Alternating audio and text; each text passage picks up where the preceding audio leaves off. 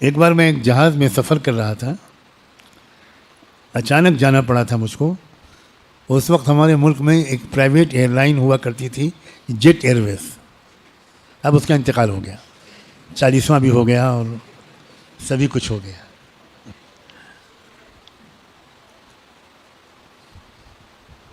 چونکہ مجھے اچانک جانا پڑا تو میں بغیر ٹکٹ لیے ایئرپورٹ پہنچ گیا کہ بھائی جس فلائٹ میں جہاں جگہ مل جائے گی مجھے جانا ہی پڑے گا.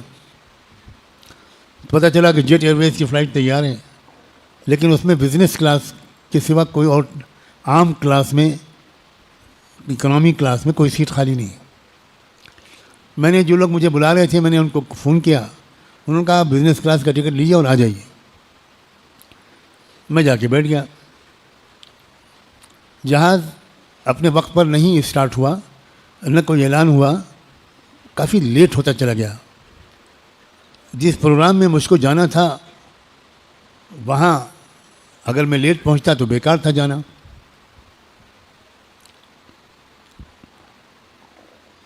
میں نے پوچھا کہ بھئی کیا بات ہے؟ ان کا بس چند منٹ میں ابھی چلتے ہیں. تھوڑی دیر کے بعد ایک صاحب آئے،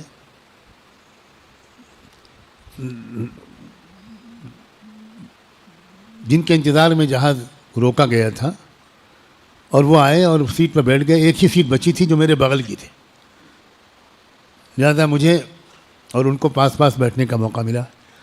جب وہ آئے تو میں پہچان گیا ان کو، فوٹو اخباروں میں دیکھ چکا تھا. وہ مسٹر رتن ٹاٹا تھے،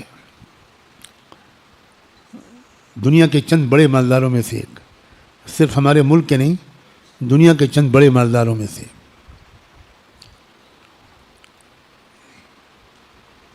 تو میری ان کی سلام دعا، تعارف، بات چیت شروع ہوئی. بات تو لمبی تھی، آدھے پون گھنٹے کی، لیکن ایک دو جملے سناتا ہوں. میں نے ان کو چھیڑنے کے لیے، اس لیے کہ میں نے دیکھا کہ جب وہ بیٹھے تو انہوں نے بیگ سے 4-5 گولیاں نکالیں اور وہ کھائیں.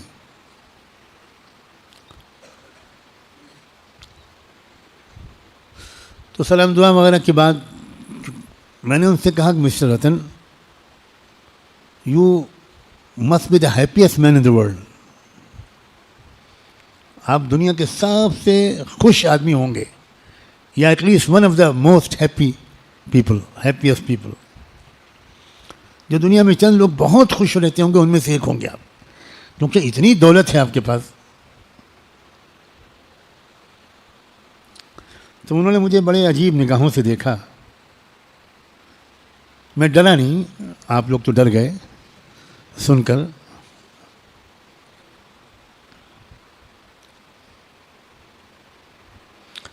اور پھر انہوں نے کہا کہ بات جسٹ اپوزٹ ہے، میں دنیا کے سب سے غمگین لوگوں میں سے ایک ہوں.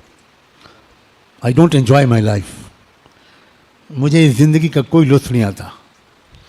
جس کے پاس کئی ہوائی جہاز ہیں، جس کے اپنے ہوائی اڈے ہیں، دنیا بھر کے بینکوں میں دولت ہے، سفید بھی اور کالی بھی. اور سفید تو میں رمضان کی رعایت میں کہہ رہا ہوں، زیادہ تر ان کے پاس کالی ہی دولت ہوتی ہے. وہ آدمی کہہ رہا ہے کہ میں یہ ٹاپک مت چھیڑیے، اس موضوع پر بات کرنا مجھے اچھا نہیں لگتا، یا تو ہم لوگ کوئی اور بات کریں یا پھر چپ رہیں.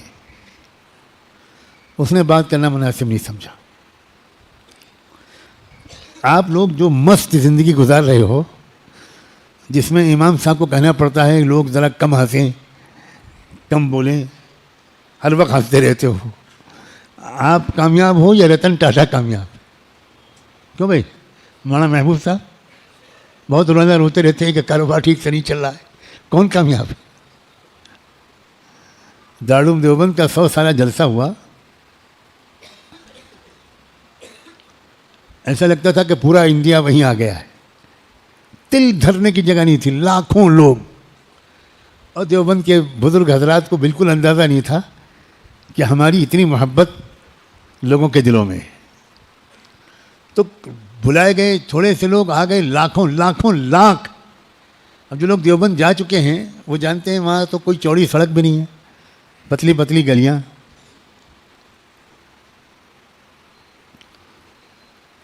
ایسا سمندر انسانوں کا کہ بیٹھنے کی جگہ نہیں، سستانے کی جگہ نہیں، جتنے استنجے خانے بنائے گئے تھے سب فیل ہو گئے. اب آدمی کھائے تو پھر آمدنی اگر ہو تو خرچ بھی ہو، تو خرچ کے لیے کوئی جگہ ہی نہیں، نہ بیت الخلاء کھلے ہوئے اور نہ پیشاب خانے، اور آمدنی کے لیے ہوٹل بھی خالی. جس ہوٹل پہ جاؤ وہاں نہ روٹی ہے، نہ چاول، نہ دال، نہ سالن، سب ختم ہو گیا. وہ ابابیل سب چٹ کر گئے، سب ہو گیا، کچھ بچا ہی نہیں. اب بھوک بھی لگ رہی ہے، پیشاب کرنے کی جگہ بھی نہیں ہے. مگر عجیب حالت ہے مجمع کی. بی بی سی کا نمائندہ تھا، ابھی بھی زندہ ہے، وہ مارک ٹیلی. وہ اس اجلاس کو کور کرنے کے لیے بی بی سی کی طرف سے بھیجا گیا تھا. انگریز تھا، مگر چونکہ وہ 20-30 سال سے انڈیا میں تھا تو وہ ہندی بھی بول لیتا تھا. میں نے اس کو اس حال میں دیکھا کہ شاید اگر اللہ مجھے فرشتہ رحمت بنا کر نہ بھیجتا تو اس کے موٹے جنازے کو اٹھانا پڑتا. حالت خراب اس کی، شرٹ کے سارے بٹن کھلے ہوئے، گرمی کے مارے عجیب حال، مکھیاں، اور وہ نالی کے ایک طرف ایک پیر، دوسری طرف دوسرا پیر، اور وہ کسی چیز سے ہوا جھل رہا ہے کہ آکسیجن آئے، سانس آئے. مجھے دیکھ کر ڈر لگا کہ یہ مر گیا تو یہ خبر بن جائے گی. اس کی خبر بنے گی، ہماری خبر بنے گی. تو میں نے بھیڑ کو چیرتا ہوا اس کو سہارا دے کر لایا، دارالعلوم دیوبند کے مہمان خانے میں لے گیا. اس کو وہاں اس نے شرٹ ورٹ اتار کے پھینک دی، غنیمت ہے کہ پینٹ نہیں اتاری، اور پنکھا ونکھا چلا دیا، اس کے نیچے بیٹھ گیا. اور اس کو میں نے کہا کہ جاؤ نہا کے آؤ پہلے. اس کو جان میں جان آئی. میں نے اس سے جب اس کے ہوش حواس ہو گئے، کچھ اس کو لسی وسی پلا دی گئی، تو میں نے پوچھا کہ mister Telly, how do you feel now?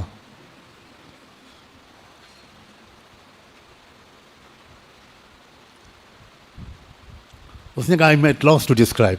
میں بتا ہی نہیں سکتا کہ میرے اوپر کیا گزر رہی. Thank you very much, you saved me. اب آپ مجھے یہاں سے نکال کے کہیں باہر بھیج دو، کوئی ٹیکسی کرا دو، میں جاؤں. کان پکڑے میں نے. بی بی سی والوں سے کہوں گا کہ اس کو کور کرنا میرے بس کی بات نہیں. میں نے کہا پھر بھی مارک ٹیلی، آپ اتنا سینئر جرنلسٹ ہو، پوری دنیا میں نام کا ڈنکا بجتا ہے کہ مارک ٹیلی کی رپورٹ ہے تو وہ بہت صحیح رپورٹ ہوگی. یہ بات صحیح ہے کہ وہ بہت سنجیدہ رپورٹر تھا، بازاری قسم کے آج کل کی میڈیا والوں کی طرح بالکل نہیں تھا. He was a very serious man. تو میں نے کہا کب سے ہوں یہاں؟ میں نے کہا میں پرسوں سے ہوں، پرسوں شام آیا تھا. کیا دیکھ رہے ہو؟ اس نے کہا میری تو سمجھ میں نہیں آ رہا ہے کہ اتنی مشکل میں ہے یہ پورا لاکھوں کا مجمع، بیٹھنے کی جگہ نہیں، لیٹنا چھوڑو، کھانے کے لیے کسی ہوٹل میں کچھ مل نہیں رہا ہے، کوئی ٹوائلٹ موجود نہیں ہے، پھر بھی سب ہنس رہے ہیں. یہ کہنا چاہ رہا ہوں میں، کوئی غصہ نہیں ہو رہا ہے، کسی کا موڈ خراب نہیں ہے، سب مست ہیں، ہنس رہے ہیں ادھر سے ادھر، ادھر سے ادھر. وہ بھیڑ کا ریلا ادھر کو دھکیلتا ہے، ادھر کو چلے جاتے ہیں، ادھر سے کوئی اور ریلا ادھر کو ڈھکیلتا ہے، وہاں چلے جاتے ہیں. کوئی شکایت نہیں کر رہا ہے، کچھ نہیں کر رہا ہے. یہ میں کہنا چاہ رہا ہوں کہ ٹوٹا پھوٹا جو دین میرے تمہارے پاس ہے وہ کھرب پتیوں کے پاس بھی نہیں ہے. یہ دل کا اطمینان، یہ خوشی، یہ مسکراہٹ، یہ اطمینان اگر کہیں ایمان تقویٰ مکمل ہو جائے، اگر کہیں واقعی اللہ سے تعلق نصیب ہو جائے تو یقین بانو فاقہ کش کو بھی وہ مزہ آئے گا جو بادشاہوں کو اپنے محل میں نہیں آتا. اس کی وجہ یہ ہے کہ کامیاب انسان جو ہوتا ہے وہ کپڑوں سے اور زیورات سے اور سواریوں سے نہیں ہوتا. انسان کی خوشی اس کے بدن پر نہیں ہوتی، انسان کی خوشی اس کے دل میں ہوتی ہے، اس کی روح میں ہوتی ہے. کپڑوں سے روح خوش نہیں ہوتی، زیورات سے روح خوش نہیں ہوتی، بستر سے روح خوش نہیں ہوتی، کار سے روح خوش نہیں ہوتی. ان چیزوں سے جسموں کو آرام ضرور ملتا ہے، لیکن دل کا اطمینان الا بذکر اللہ تطمئن القلوب.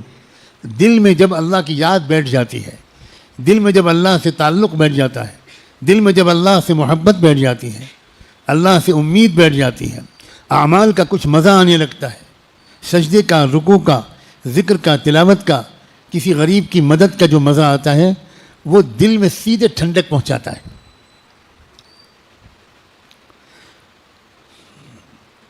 کامیابی اور خوشی کا تعلق ہمارے چیزوں سے نہیں ہے، کامیابی اور خوشی کا تعلق ہمارے دل کی کیفیت سے ہے،